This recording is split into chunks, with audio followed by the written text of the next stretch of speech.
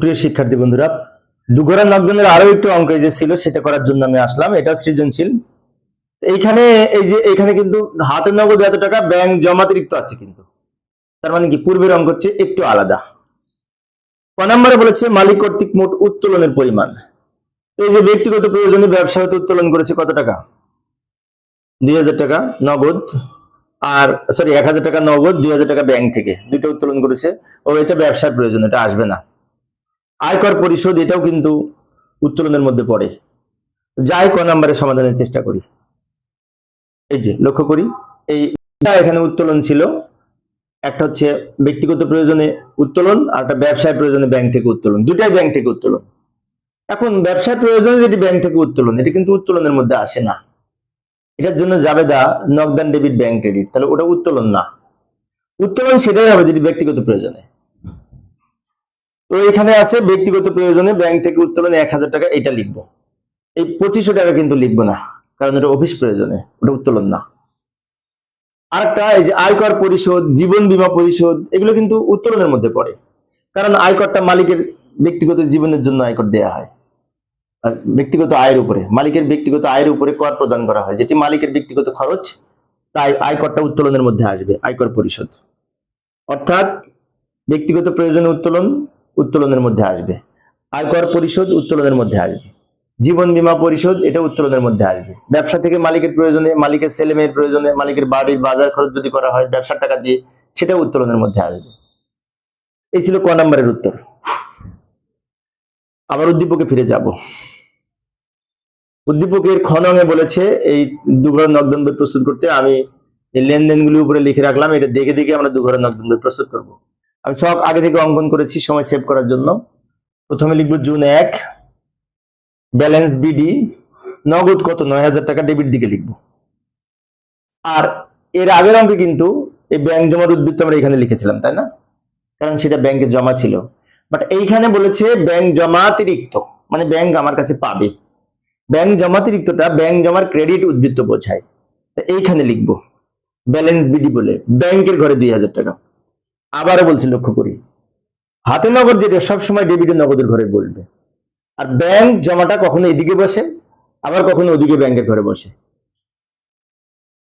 এখানে বলা আছে ব্যাংক জমা অতিরিক্ত, তো ব্যাংক জমা অতিরিক্ত মানে কি? ব্যাংক আমার কাছে পাবে, এটি ক্রেডিট উদ্বৃত্ত, তাই ব্যালেন্স বিডি বলে ক্রেডিট দিকে বলবে। দুই দিকে কিন্তু ব্যালেন্স বিডি, কারণ দুইটাই প্রারম্ভিক উদ্বৃত্ত। প্রারম্ভিক উদ্বৃত্ত হলেই ব্যালেন্স বিডি লিখতে হবে, সেটি ডেবিটে হোক আর ক্রেডিটে হোক। আচ্ছা, এবার আমরা আস্তে আস্তে লেনদেন পড়ি। চেক মারফত পণ্য বিক্রি করলে ব্যাংক জমা বাড়ে। চেক পেয়েছি মানে কি? এটা দাগ কাটা চেক বোঝায়, ব্যাংক জমা বাড়ে।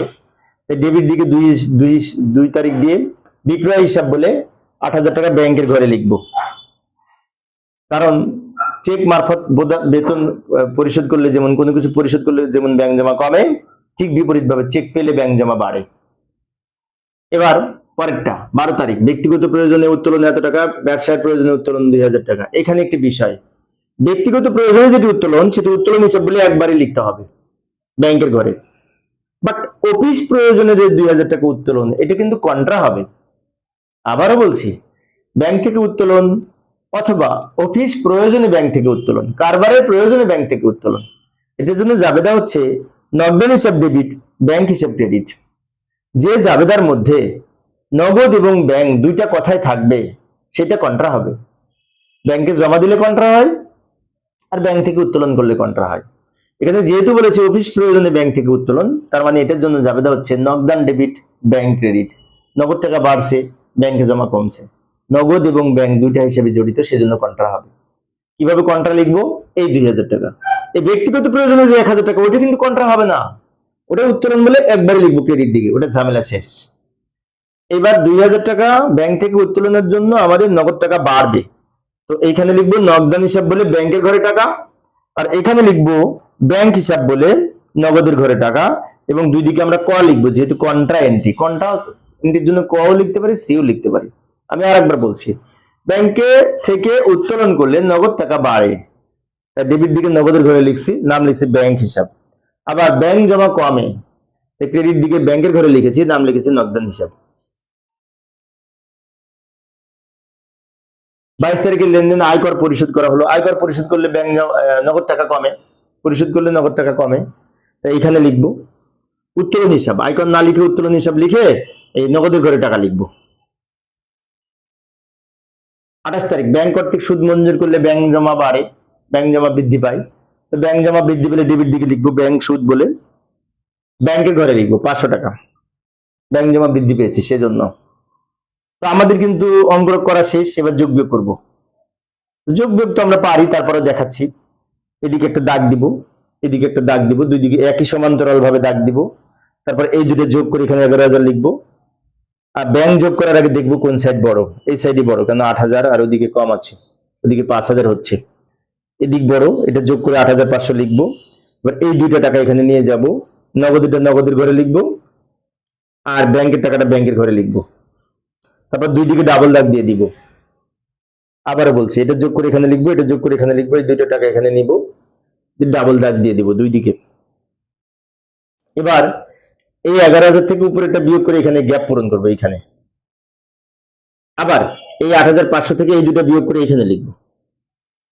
অর্থাৎ আমাদের দুই দিক সমান করার জন্য যত টাকা লাগবে এখানে দিব। এটা থেকে এটা বিয়োগ করে এটা, এটা থেকে তিনটা বিয়োগ করে এটা। এটার নাম হবে এই ব্যালেন্স সিডি। ব্যালেন্স সিডি এটার নাম লিখবো। এখন ব্যালেন্স সিডির পাশে লিখবো এই জুন মাসের শেষ তারিখ। জুন মাস 30 দিনে হয়, 30 তারিখ। তো এইটা এখানে চলে আসবে ব্যালেন্স বিডি বলে। এই ব্যালেন্স সিডি যেটা ছিল সেটা এইখানে নগদটা নগদের ঘরে লিখবো, ব্যাংকেরটা ব্যাংকের ঘরে লিখবো। এখানে লিখবো ব্যালেন্স বিডি জুলাই 1 তারিখ, পরের মাসের 1 তারিখ। এই হচ্ছে আমাদের নগদান বই এই অঙ্কের খ নাম্বার হলো। এবার গ নাম্বার দেখবো কি করতে বলেছে। গ নাম্বারে অবশ্য নগদ প্রাপ্তি প্রদান জাবেদাও করতে বলে অনেক সময়, পরের ক্লাসে আমি প্রাপ্তি ও প্রদান জাবেদা শিখাবো। গ নাম্বারে বলেছে জুন 12 থেকে জুন 28, 12, 22, 28 এই তিনটা লেনদেনের জাবেদা করতে হবে। 12 তারিখের মধ্যে অবশ্য দুইটা আছে, একটা দুইটা, তিনটা, চারটা লেনদেনের জাবেদা করব, কারণ 12 তারিখের মধ্যে দুইটা লেনদেন আছে। যাই জাবেদা তো পারবে তোমরা, তারপর আমি দেখিয়ে দিচ্ছি, দ্রুত বলবো সময় সেভ করার জন্য। আবার সে আগের কথা বলছি, আমি একটা একটা করে জাবেদা এক একটা ছকে দেখাবো। ব্যক্তিগত প্রয়োজনে উত্তোলন, এটার জন্য উত্তোলন হিসাব ডেবিট 1,000 টাকা, আর ব্যাংক হিসাব ক্রেডিট এই 1,000 টাকা। ব্যাখ্যায় লিখবো ব্যক্তিগত প্রয়োজনে ব্যাংক থেকে উত্তোলন। আমার এখানে জায়গা নাই, আমি পরের পেজে আবার যাচ্ছি। আমি ওই লেনদেনটা উপরে রাখার কারণে এখানে জায়গা নেই। মধ্যে দেখ একটু বড় করে দেখাচ্ছি যাতে তোমরা ভালো মতো বুঝতে পারো। বাট তোমরা যখন খাতায় জাবেদা করবে তখন কিন্তু একটা ছকের মধ্যে সব জাবেদাগুলি করবে, এক ছকের মধ্যে, আলাদা করবে না। পরে আর একটা জাবেদা করবো আমরা, ওই যে অফিস প্রয়োজনে ব্যাংক থেকে উত্তোলন, এইটুকু ব্যবসায়ের প্রয়োজনে ব্যাংক থেকে উত্তোলন, এটার জন্য জাবেদা হবে নগদান হিসাব ডেবিট, ব্যাংক হিসাব ক্রেডিট। নগদান ডেবিট, ব্যাংক ক্রেডিট। কারবারের প্রয়োজনে বা অফিস প্রয়োজনে বা ব্যবসায়ের প্রয়োজনে যদি ব্যাংক থেকে উত্তোলন করা হয়। আবার যদি বলে ব্যাংক থেকে উত্তোলন করা হলো, এটার জন্য জাবেদা হবে নগদান হিসাব ডেবিট, ব্যাংক হিসাব ক্রেডিট, কারণ এটাও অফিস প্রয়োজনে মনে করা হয়।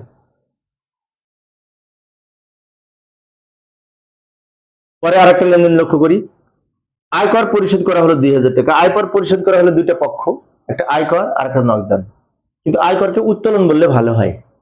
আয়করের পরিবর্তে আমরা লিখবো উত্তোলন হিসাব ডেবিট, নগদান হিসাব ক্রেডিট। আর একটা জাবেদা আছে 28 তারিখের, সেটাও করব। 28 তারিখের জাবেদাটা লক্ষ্য করি, ব্যাংক কর্তৃক সুদ মঞ্জুর করলে ব্যাংক জমা বাড়ে, ব্যাংক হিসাব ডেবিট। আর ব্যাংক সুদ আয়, আয় বৃদ্ধি পেলে ক্রেডিট হয়, তাই ব্যাংক সুদ হিসাব ক্রেডিট। আর যদি বলতো ব্যাংক কর্তৃক চার্জ করতাম, তাহলে আমরা জাবেদা করতাম ব্যাংক চার্জ ডেবিট, ব্যাংক হিসাব ক্রেডিট।